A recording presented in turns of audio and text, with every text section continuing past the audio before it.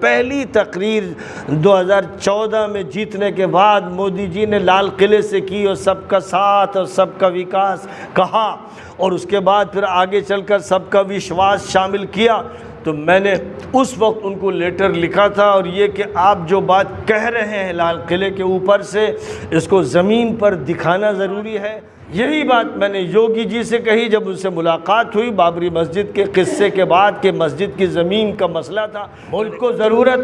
مانوتا کی ہے، انسانیت کی ہے، نہ بی جے پی کی ہے، نہ کانگریس کی ہے، نہ بی ایس پی کی ہے، نہ ایس پی کی ہے۔ یہ پارٹیاں اپنے اپنے مفادات کے لیے اگر لڑتی ہیں، اور یہ پارٹیاں اگر اس ملک کو جنگل بنانا چاہتی ہیں تو جہنم میں جائیں۔ یہی بات مایاوتی سے بھی بار بار کہی گئی۔ میں ایک مرتبہ ملا اور میں نے کھل کر کہا کہ مانوتا کا مسئلہ ہے، اس ملک کو ظلم سے آزاد کرانے کا مسئلہ ہے، لیکن افسوس کہ اس عورت کو دولت کی ہوس نے مار دیا، اور وہ پہلے ٹکٹ دینے کے لیے کروڑوں کی دولت لیتی۔ میں نہیں جانتا کہ وہ کون ہے۔ اگر وہ بندہ اویسی ہو، مثلا وہ کلمہ پڑھنے والا اور اسلام کی بات کرنے والا ہو، اور وہ اس کو مانتا ہو کہ جو کانسٹیٹیوشن میں لکھا ہے اس کے مطابق اس معاہدے کو ملحوظ رکھتے ہوئے کام کرنا ہے، اور ہندو مسلم سکھ عیسائی سب کو بھائی سمجھتے ہوئے اور سب کے لیے انصاف کی جد و جہد کرتے ہوئے کام کرنا ہے، تو مسلمانوں پر لازم ہے کہ وہ اپنا قائد کسی کلمہ گو کو اختیار کریں۔ یہ وہ بات ہے میں جو کھل کے کہہ رہا ہوں۔ اس پر لوگ تبصرے کرتے ہیں نادان، جاہل، اجڑ، اسلام سے محروم۔ وہ تبصرے کرتے ہیں کہ اس سے تو ووٹ کٹ جائے۔ آج جو ہم لوگوں نے اس وقت مہا گٹھ بندھن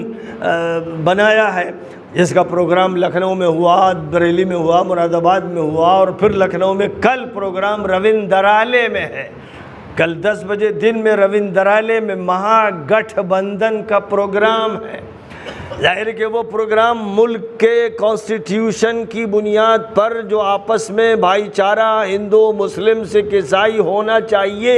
اور جس طرح ایک دوسرے کا لحاظ رکھتے ہوئے سیاست کو پاک کرنا چاہیے، درست کرنا چاہیے، اور ملک میں امن و امان قائم کرنے کی جد و جہد کرنا چاہیے، اور جو بھی اس راستے میں معاون ہو اور جو بھی اس میں ساتھ دینے کو تیار ہو اس کو مہا گٹھ بندھن میں جڑنے کی دعوت دینا چاہیے کہ آئیے،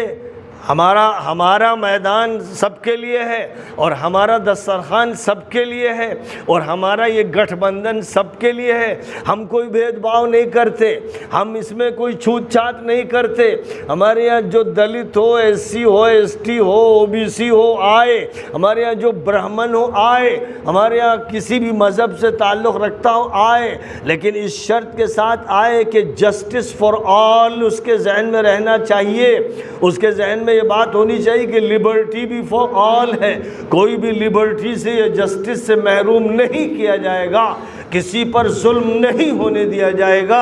یہ وہ بنیاد ہے جو ہمارا کانسٹیٹیوشن فراہم کرتا ہے، اور پھر ہماری اسلامیت کی جو تجلی ہے وہ ہمارے نبی اکرم صلی اللہ علیہ وسلم کی حلف الفضول میں شرکت، جس کا مطلب یہ ہوا کہ اسلامک پولیٹکس متعین ہو گئی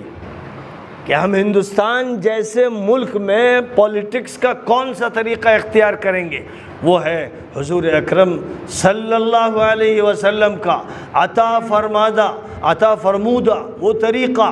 جو پہلے نبوت سے پہلے حلف الفضول کے نام سے سامنے آیا تھا، اور نبی نے اسلام کے بعد اس کو سینکشن کیا، اس کو منظوری دی، اس کو پسند فرمایا۔ بس میں آپ کے سامنے یہ اعلان کرتا ہوں کہ جب ڈاکٹر عبدالجلیل فریدی کی تحریک شروع ہوئی تھی، ہم لوگ اس وقت جوان تھے، نوجوان تھے۔ حضرت مولانا علی میاں صاحب رحمۃ اللہ علیہ نے اپنا پورا وزن اس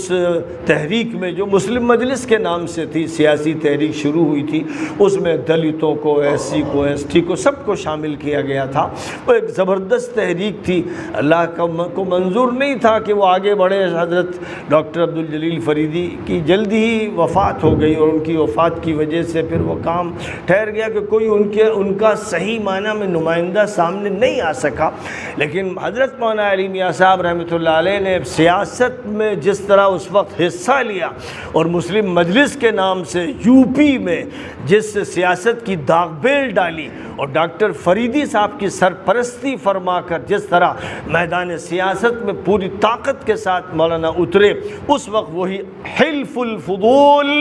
مولانا کے سامنے تھا، اور اسی وقت سے میرے دماغ میں حلف الفضول نقش ہو گیا، میرے دل میں وہ بیٹھ گیا۔ پھر جب میں نے سیاسی جد و جہد کی، کبھی ملائم سنگھ کا ساتھ دیا، کبھی کسی کا، صرف اور صرف حلف الفضول کی بنیاد پر، یہاں تک کہ جب ایکتا منچ کے نام سے، اتحاد فرنٹ کے نام سے ایک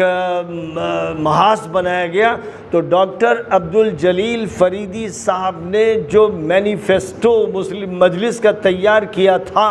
یا یوں کہیے کہ جو فکر اس وقت سیاسی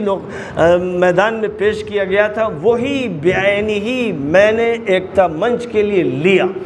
اور اس کو مینیفیسٹو بنایا، اور وہی مینیفیسٹو آج بھی ہے۔ اور ہمارا یہ محاذ ایکتا منچ آج اس کے ساتھ سینی جڑ گئے ہیں، کشواہا جڑ گئے ہیں، دلت جڑ گئے ہیں، مختلف پارٹیز کے لوگ، مختلف برادریوں کے لوگ جڑ گئے ہیں، اور 40 پارٹیوں کا ایک پروگرام ہمارے یہاں خود دوبگہ میں ہوا تھا، جس میں ایک پریس کانفرنس کی گئی تھی، اور میں نے اس وقت یہی کہا تھا کہ میں آپ کا ساتھ اس بنیاد پر دے رہا ہوں کہ انصاف مطلوب ہے اور ہر ظلم کا مقابلہ کرنا مطلوب ہے۔ میں انسانیت کے لیے آپ کے ساتھ شریک ہوں، کسی پارٹی میں شامل ہو کر اس سے کوئی مفاد حاصل کرنا نہ الحمدللہ پہلے مقصد تھا، نہ آج مقصد ہے، نہ انشاءاللہ مستقبل میں یہ مقصد رہے گا۔ لیکن جو اسلام کی رہنمائی ہے اور جو پوری دنیا کے سامنے ہمیں ٹنکے کی چوٹ پر پیش کرنا ہے، اور اللہ کے فضل سے میں اپنے درس تفسیر میں اسے پیش کرتا رہتا ہوں، درس حدیث میں اس کے بارے میں کہتا رہتا ہوں، اور ہر جگہ تک اس بات کو پہنچاتا ہوں، اور اس ملک میں بھی ہر طبقے تک پہنچاتا ہوں۔ میں اپنی بات ظاہر ہے کہ کہتا ہوں، میں نہیں جانتا کہ مودی جی تک پہنچتی ہے کہ نہیں، لیکن جب پہلی تقریر 2014 میں جیتنے کے بعد مودی جی نے لال قلعے سے کی اور سب کا ساتھ اور سب کا وکاس کہا، اور اس کے بعد پھر آگے چل کر سب کا وشواس شامل کیا، تو میں نے اس وقت ان کو لیٹر لکھا تھا، اور یہ کہ آپ جو بات کہہ رہے ہیں لال قلعے کے اوپر سے، اس کو زمین پر دکھانا ضروری ہے، اسی کے مطابق نظام کا چلانا ضروری ہے۔ اگر واقعی سچائی کے ساتھ جو بولتے ہیں آپ وہی کر کے دکھا دیں تو پورا ملک آپ کے ساتھ ہے۔ پھر یہی بات میں نے یوگی جی سے کہی جب ان سے ملاقات ہوئی بابری مسجد کے قصے کے بعد کہ مسجد کی زمین کا مسئلہ تھا۔ میں نے کہا کہ مسجد کی اب زمین جتنی تھی اتنی آپ کو دینا چاہیے، اس کے لیے ملاقات ہوئی تھی، تو وہاں پر بھی یہی ہیومینٹی کی اور انسانیت کی اور مانوتا کی بات ہوئی۔ ملک کو ضرورت مانوتا کی ہے، انسانیت کی ہے، نہ بی جے پی کی ہے، نہ کانگریس کی ہے، نہ بی ایس پی کی ہے، نہ ایس پی کی ہے۔ یہ پارٹیاں اپنے اپنے مفادات کے لیے اگر لڑتی ہیں، اور یہ پارٹیاں اگر اس ملک کو جنگل بنانا چاہتی ہیں تو جہنم میں جائیں۔ سب سے پہلے ہمارے کانسٹیٹیوشن کا جو پریمبل ہے، جو یہ کہتا ہے کہ جسٹس سب کے لیے چاہیے، لبرٹی چاہیے، ایکوالٹی چاہیے، فریٹرنیٹی چاہیے، ہم اس کے لیے بات کرتے ہیں۔ یہ معاہدہ ہے، یہ معاہدہ یاد دلایا جاتا رہے گا۔ اسی معاہدے کے لیے ہم لوگ کل پھر ایک جلسہ روندرالے میں کر رہے ہیں، اور وہاں پر بھی یہ ساری پارٹیاں تقریباً 45 پارٹیاں غالباً جمع ہوں گی، چھوٹی چھوٹی پارٹیاں صحیح، لیکن چھوٹی چھوٹی چیزیں مل کر بڑی چیز بنتی ہے۔ ایک ایک اینٹ جڑتی ہے تو عمارت بنتی ہے، ایک ایک فرد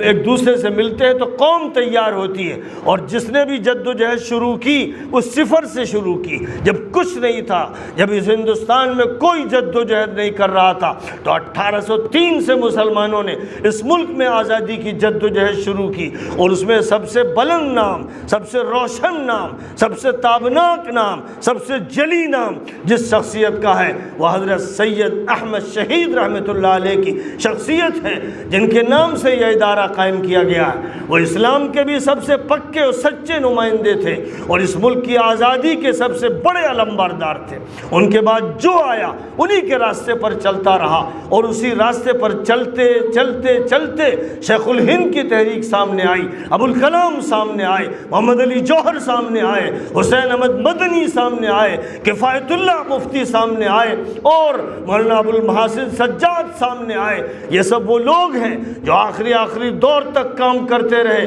اور ان کی کوششوں کا یہ نتیجہ تھا کہ ملک آزادی سے ہمکنار ہوا۔ ظاہر ہے کہ ایک شخص اٹھا تھا، آج میں بھی انہی نسبتوں کو لے کر الحمدللہ حضرت سید احمد شہید کی نسبت جو ہمارے رگوں میں ہے، ہمارے خون میں جو نسبت دوڑ رہی ہے، اور جس نسبت کو لے کر اس ادارے کا قیام عمل میں لایا گیا وہ آزادی کی نسبت ہے۔ یہ ملک آزاد کرایا گیا تھا، پھر آزاد کرایا جائے گا، پھر آزاد کرایا جائے گا، فرقہ واریت سے، ظلم سے، استبداد سے، فقر سے، ہر طرح کی بدعنوانی سے اس ملک کو آزاد کرانے کی جدوجہد چلتی رہے گی۔ یہ وہ جدوجہد ہے جس کے لیے کوشش ہو رہی ہے، اور ہم لوگوں نے دعوت دی، کھل کر دعوت دی کہ اکھلیش کو بھی اس سے جڑنا چاہیے، ورنہ ظاہر ہے کہ وہ یادوں کی سیاست اگر کرتے رہیں گے اور مسلمانوں کے کاندھوں پہ بیٹھ کر وہ اپنی دکان چلائیں گے، اپنی حکومت چلائیں گے اور اپنے محل بنائیں گے، تو ظاہر ہے کہ یہ کانسٹیٹیوشن کے خلاف ہے، انسانیت کے خلاف ہے اور مقاصد کے خلاف۔ یہی بات مایاوتی سے بھی بار بار کہی گئی۔ میں ایک مرتبہ ملا اور میں نے کھل کر کہا کہ مانوتا کا مسئلہ ہے، اس ملک کو ظلم سے آزاد کرانے کا مسئلہ ہے۔ دلت اور مسلمان اور دیگر طبقات کے لوگ اگر امانتداری اور سچائی کے ساتھ ملے تب کچھ ہو سکتا ہے، لیکن افسوس کہ اس عورت کو دولت کی ہوس نے مار دیا، اور وہ پہلے ٹکٹ دینے کے لیے کروڑوں کی دولت لیتی ہے، اور ظاہر ہے کہ دولت کے مسائل اور اسکینڈل میں الجھ کر پھر اس کو ڈر لگتا ہے کہ اس ملک میں دولت کی چیکنگ کرنے والے ادارے کہیں اس پر چھاپے نہ مار دیں، اس لیے سیاست گھٹی ہوئی، مظلوم اور دبی ہوئی سیاست ہوتی ہے۔ ایسی سیاست سے ملک آزاد نہیں ہوگا۔ اور پھر سب سے بڑی بات یہ ہے کہ جو اللہ کی بندگی کا کلمہ پڑھے گا، جو ایشور کو ایک مانے گا، اور جو کسی بنیاد پر اپنی سیاست کو لے کر چلے گا، میں نہیں جانتا کہ وہ کون ہے، اگر وہ بندہ اویسی ہو مثلاً، وہ کلمہ پڑھنے والا اور اسلام کی بات کرنے والا ہو، اور وہ اس کو مانتا ہو کہ جو کانسٹیٹیوشن میں لکھا ہے اس کے مطابق اس معاہدے کو ملحوظ رکھتے ہوئے کام کرنا ہے، اور ہندو مسلم سکھ عیسائی سب کو بھائی سمجھتے ہوئے اور سب کے لیے انصاف کی جد و جہد کرتے ہوئے کام کرنا ہے، تو مسلمانوں پر لازم ہے کہ وہ اپنا قائد کسی کلمہ گو کو اختیار کریں۔ مسلمانوں کے لیے حرام ہے، حرام کہ جو کلمہ گو نہ ہو، جس کا ایشور سے، اللہ سے، لاٹ سے تعلق نہ ہو، جس کا سر اس اکیلے کے سامنے نہ جھکتا ہو، اور جو پیغمبر کو نہ مانتا ہو اور اس کے راستے پر نہ چلتا ہو، اس کی قیادت کو قبول کرنا ایسے ہی حرام ہے جیسے سور کا گوشت کھانا حرام ہے۔ یہ وہ بات ہے میں جو کھل کے کہہ رہا ہوں۔ اس پر لوگ تبصرے کرتے ہیں، نادان، جاہل، اجڑ، اسلام سے محروم، وہ تبصرے کرتے ہیں کہ اس سے تو ووٹ کٹ جائے گا۔ تو میں کہتا ہوں کس کا کٹے گا؟ اگر تم یہ کہتے ہو کہ مسلمان کا کٹے گا تو مسلمان کا وہ شخص کاٹے گا جو اسلام دشمن ہے، مسلم دشمن ہے، اللہ کا دشمن ہے، نبی کا دشمن ہے۔ وہ نہیں کاٹے گا جو اللہ کے ساتھ ہے، نبی کے ساتھ ہے، اور جو سلامتی اور امن چاہتا ہے، اور ملک کے تمام لوگوں کو بھائی مانتے ہوئے سب کے لیے انصاف کی جد و جہد کرتا ہے۔ ایسے کسی قائد کو سامنے آنا چاہیے، اور اگر ایسا قائد سامنے نہیں ہے آپ کے تو پھر یاد رکھیے کہ بغیر قیادت کے جماعت کی نماز نہیں ہوتی ہے۔ جماعت کی نماز کے لیے کوئی امام چاہیے، اور جس طرح امام اپنی مسجد کا اور اپنی عبادت کا امام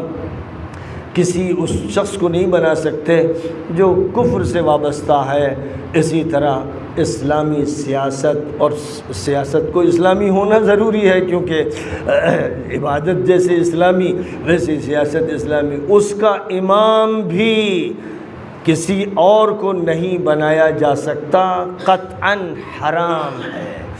یہ نکتے کی بات ہے، اس کو جتنی جلد لوگ سمجھ لیں گے اتنی جلد سدھر جائیں گے، اور اگر اس کو نہیں مانیں گے تو اسی طرح کفر کے جوتوں میں روندے جائیں گے، ذلیل ہوں گے، اللہ بھی ناراض ہوگا، اوپر سے عذاب برسائے گا، اور یہ قومیں بھی خوش نہیں ہوں گی، یہ بھی اپنے جوتوں تلے رون دیں گی۔ اسے دھمکی سمجھیے، اسے انذار سمجھیے، اسے خبر سمجھیے، اسے پیشین گوئی سمجھیے، اسے جو چاہیے سمجھیے اور جو چاہیے تبصرے چھانٹیے، لیکن بات یہ حقیقت ہے، 100% حقیقت ہے، اسی پر اکتفا کرتا ہوں۔ وآخر دعوانا ان الحمد للہ رب